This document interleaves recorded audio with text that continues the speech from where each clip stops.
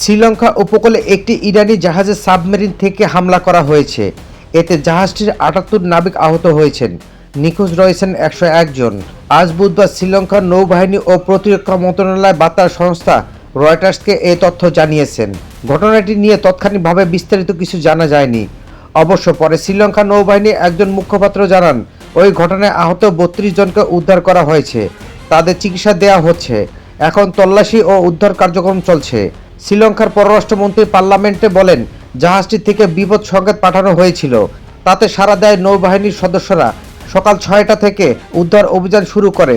পররাষ্ট্রমন্ত্রী এ ব্যাপারে বিস্তারিত বলেননি।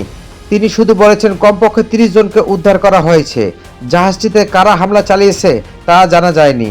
এদিকে তুরস্কের দিকে ছোড়া ইরানি ক্ষেপণাস্ত্র ভূপাতিত। তুরস্কের আকাশ সীমানায় একটি ইরানি ক্ষেপণাস্ত্র ভূপাতিত করা হয়েছে। ভূমধ্যসাগরের পূর্বাঞ্চলে মোতায়েন করা ন্যাটো আকাশ প্রতিরক্ষা ব্যবস্থা ক্ষেপণাস্ত্রটি ভূপাতিত করেন।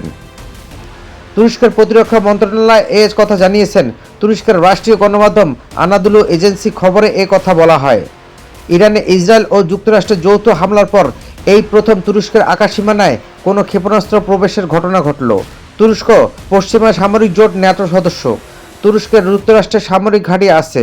উল্লেখ্য, গত শনিবার যুক্তরাষ্ট্র ও ইসরায়েল যৌথভাবে ইরানে হামলা শুরু করে।